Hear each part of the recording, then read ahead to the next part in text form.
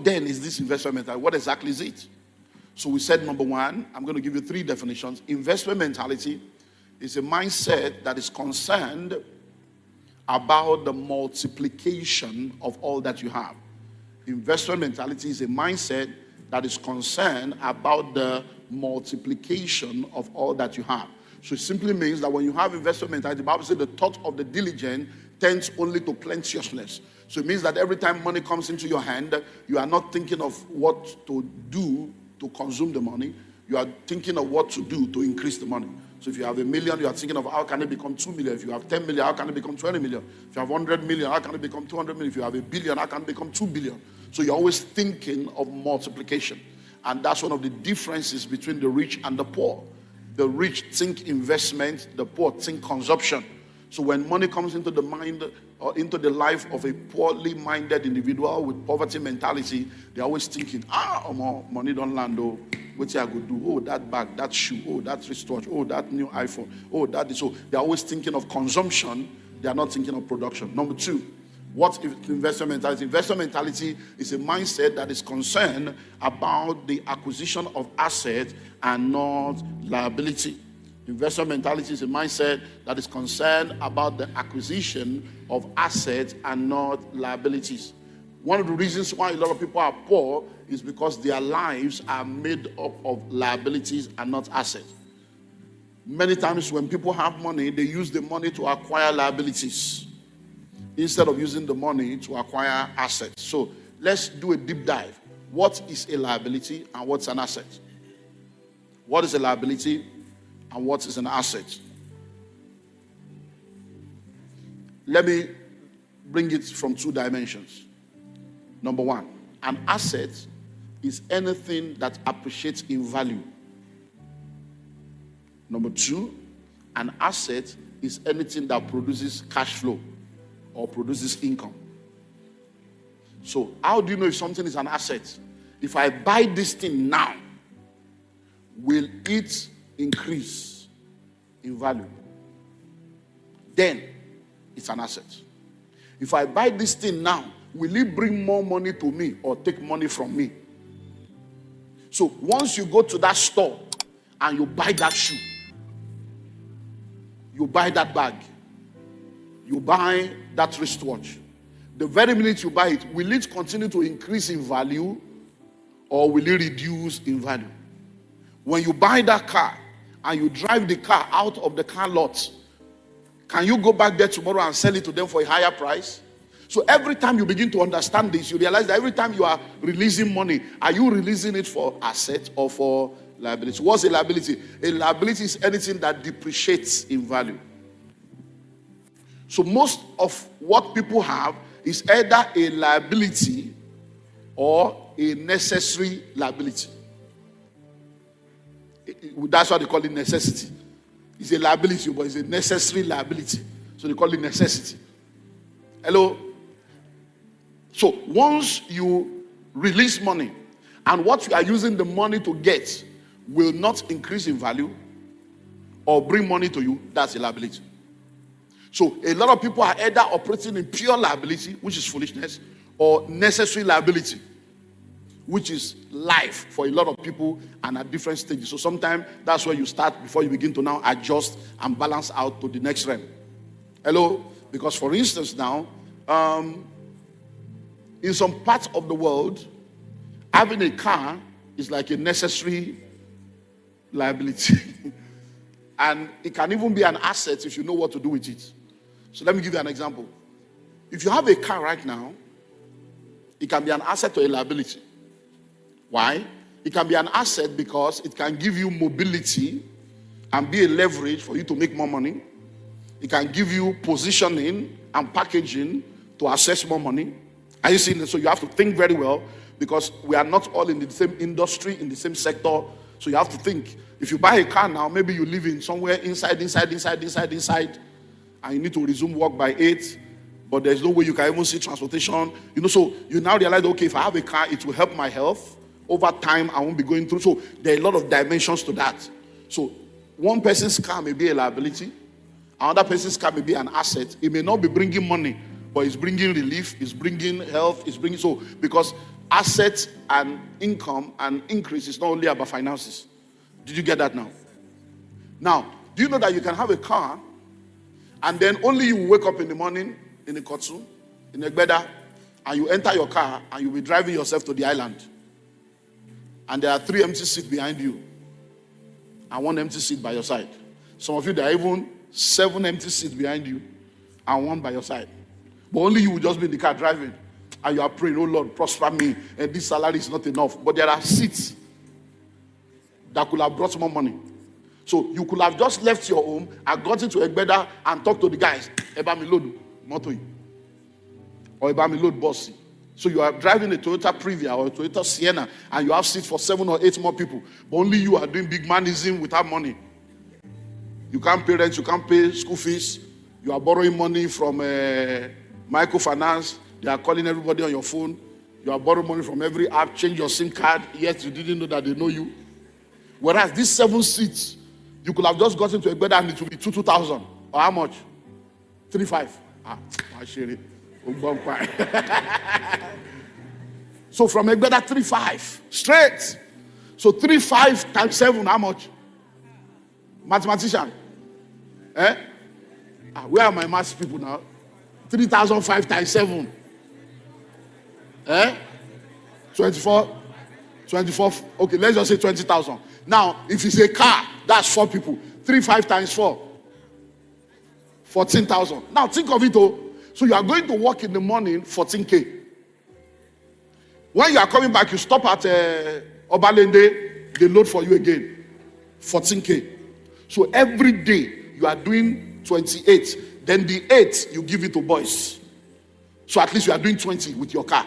So every day you are doing 20. Every month you are doing 400. And your salary is 130. And you bought the car with company loan that they are removing 40,000 from your salary. So every month you collect 80. Are you seeing the practicality of it? So every day you are doing big man. You are not a big man. You are a fake man.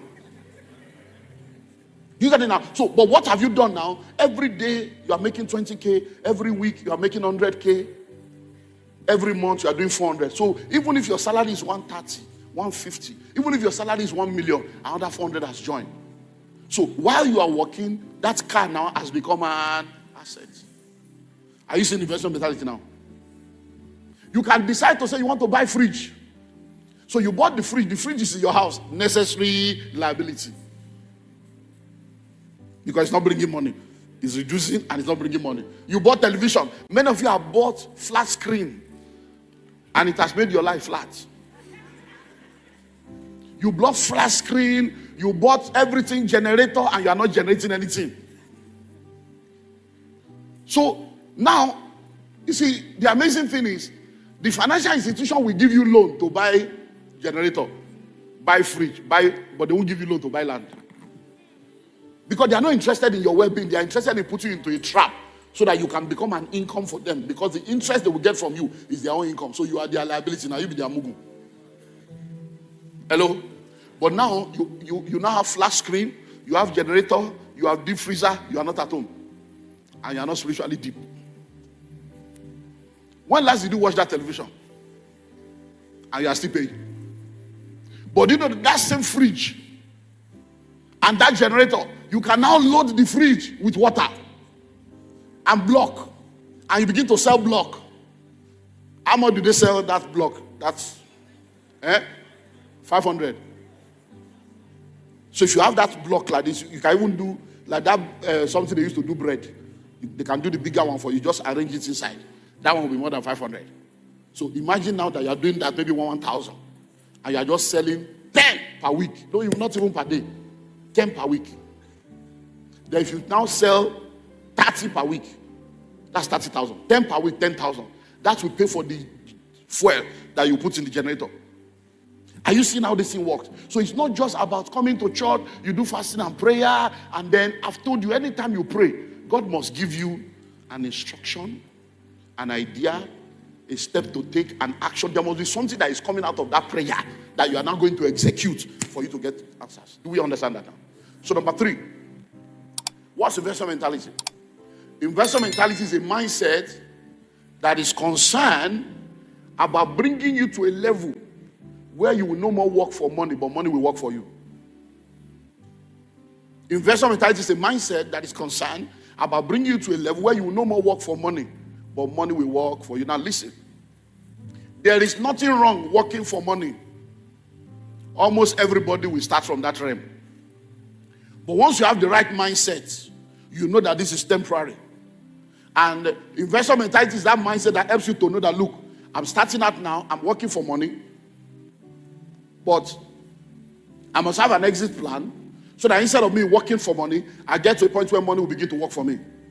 And listen to this. I do not believe that any individual should work for more than 10 years, maximum 15 years, before they enter into that realm. If you have been working now for 10 years or 15 years and you still depend on salary, you are a poor man. You are operating behind what we are teaching now.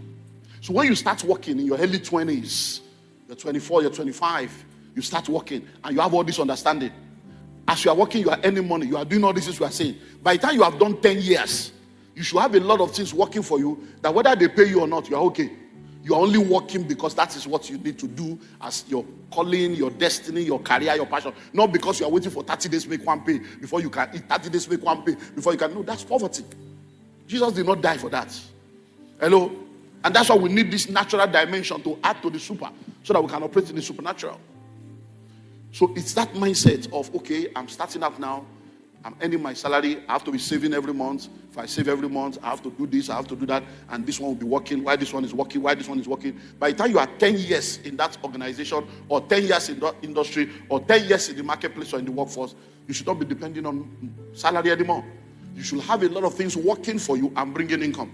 Maximum 15 years, max. Hello? I also do not believe, it's my personal belief, that husband and wife should be working for salary beyond 10 years of their marriage. I believe that if you get married, I'm working, you are working, we should sit down and have a family plan and say, come, what's happening? What's the plan? Because by the 10th wedding anniversary, you should be in your own house. You shouldn't be tenant after 10 years. Now you are married for 25 years. You don't even have one plot of land. But you have done many burials. And you have done many naming ceremonies.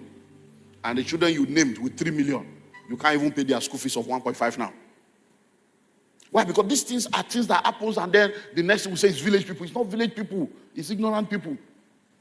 Hello? Just need to understand this thing. So once you sit down and say, okay, if the day you met each other and say we're going to get married, as you are sitting down to plan how many children you are going to have, you're also sitting down to plan when are we going to have our own house, when are we going to start our own family business or investment, when you plan that from day one, there are many useless expenses that you will not have in that marriage. Because you will have something that is going to guide you. Because if you don't know what to do with money before money comes, when money comes, money will tell you what to do with it. And after you have obeyed the instruction of money, you will now realize that your own vision has been left unattended to. Hello? So let me tell you about a neighbor. Investment mentality is a mindset that is concerned about the multiplication of all that you have. Tell the second neighbor, say, neighbor, investment mentality is a mindset that is concerned about the acquisition of assets and not liability. Then tell yourself, investment mentality is a mindset that is concerned about coming into a level where I will no more work for money, but money will work for me. Okay, so let's move on. So do you have investment mentality? Now that we know it, do you have it? That's a question that everybody needs to ask themselves. You know, the financial intelligence test that I told you to be doing every year is because of things like this. It's every year you do it, every year you learn. Because in the world that we live in today, we're all learning, Because, I was on a TV program last month, and one of the hosts asked me, do you make mistakes? Because every question, he said, I don't know how you answer all this question. Before we ask, you have answered. He says, so it seems as if you know everything. I said, no, I make mistakes. I don't know everything. But the mistakes I make become the wisdom that I give. The mistakes I make become the wisdom that I give. So as I make mistake, I learn and I give the information to the next person so that they will not make that mistake. So I use my failures and my own mistakes to teach people not to repeat the same mistake. That's why I speak the way I speak. That's why I'm not called to everybody. There are people that my message will get them angry. What? I can't just be insulting everybody. I am not your pastor. Go to your pastor. My sheep hear my voice. Hello? There are pastors that anything they want to do, they will be looking for the best English and the best way to explain it, not to offend your sensibility. That's not my calling. My calling is to offend your sensibility, get you angry with yourself, say, why am I this foolish? And then change. Hello? That's my calling.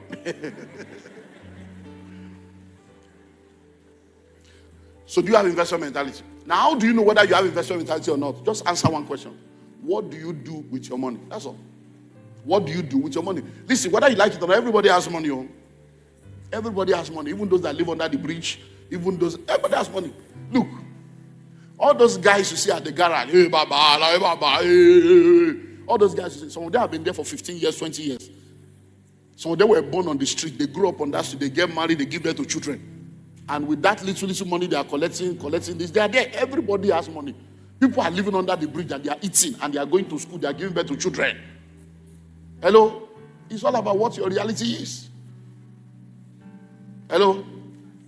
So listen. What do you do with your money? There are 3 things you can do with money.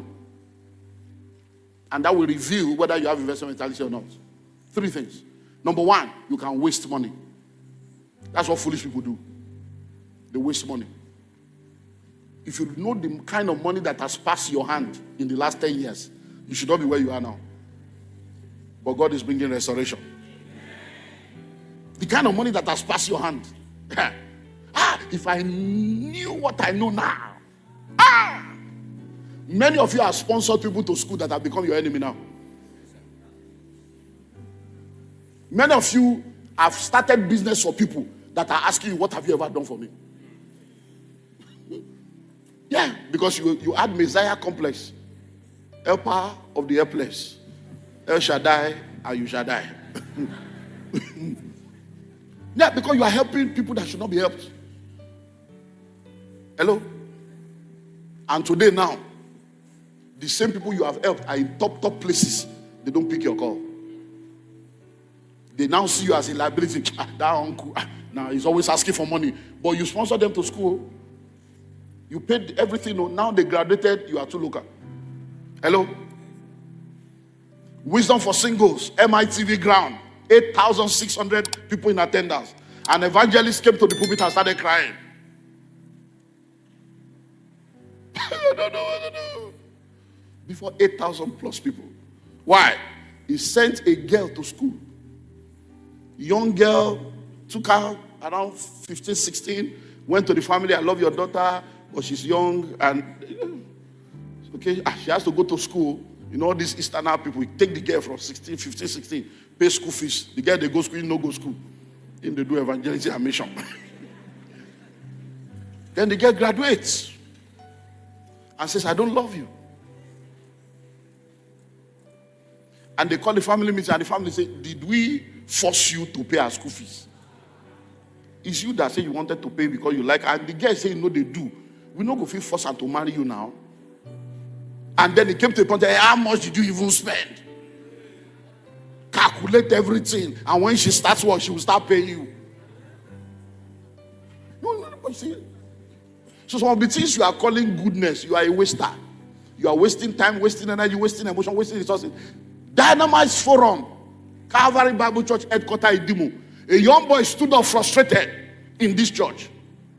The fiancé, she is the woman that is her fiancé, he has sent the girl abroad 4 times. Go to Italy, go buy load. Go to Turkey, go buy load. He has never left Nigeria. But he's sponsoring the girl. So the girl has been exposed and met correct people. Inside this church, not another church, inside that material. Hello? And the guy is here provoking. Hey, pastor, or this sister. So I say, hey, bro, who sent you a message? So many of the things you are doing, you are just a waster. Some of you have approval addiction. You are addicted to people liking you. You are addicted to people approving of your personality. So some of the things you do, even what you don't have, you give to people to make them believe you are a good person. but you're a foolish person. That is the rationale behind the man that does not pay his own children's school fees. But everybody outside, he has said to them. So when the wife goes to report, nobody will believe. So you can forget it, that man is very nice. If you know what that man is doing, that one is very nice. That's why it is only the person that marries you that know you. I'm telling you. There are people we have called for ordination in this church and the wife stopped coming to church. Yeah, so we just put the husband's name, say one day now. The day when the man carry letter, reach house, the woman say, I'm not going to that church again. They know they see. If they want ordain you mean say Pastor Olumide no see, Pastor Abraham no see, all of them no see, they want ordain you. Me when they house with you, I know, say you know, serious. They want ordain you inside that same church, that our Calvary. I want to go church again. Hello? Sincerely. Hello? Waste. Number 2, spend. So when you are a waster, you are a foolish person. Average people spend money. Oh, Nino Lowo, money is for spending. Let us eat and drink for tomorrow. We die. Then the third one is what? Invest money. So foolish people waste money. Average people spend money. Wise people invest money. So where do you belong? Let me speak a little about spending as we close. Then we'll continue next week. Spending money. Please listen.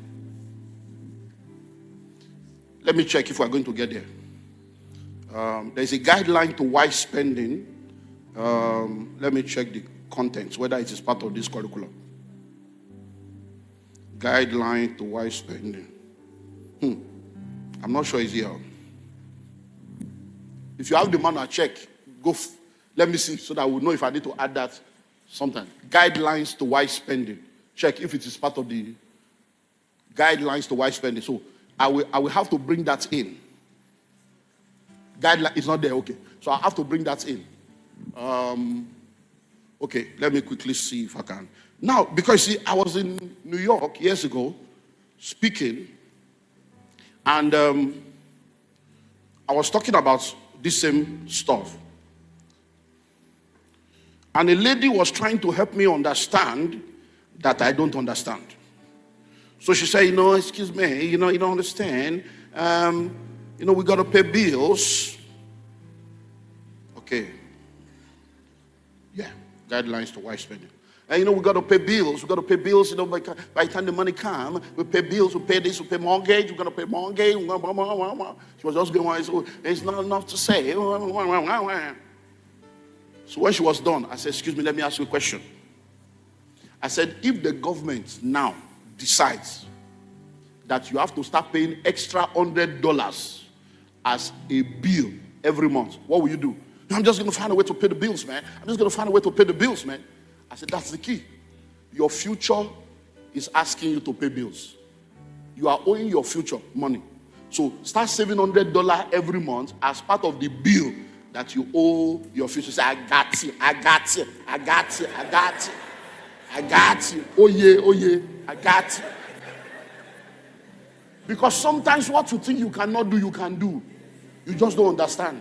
You cannot teach a man anything except you help him to discover it within himself. So once you get it, you just discover that I can do this, and then you start. Hello? God is able to make all grace abound towards you. I declare right now, grace to save, grace to invest, grace to spend wisely in the name of Jesus.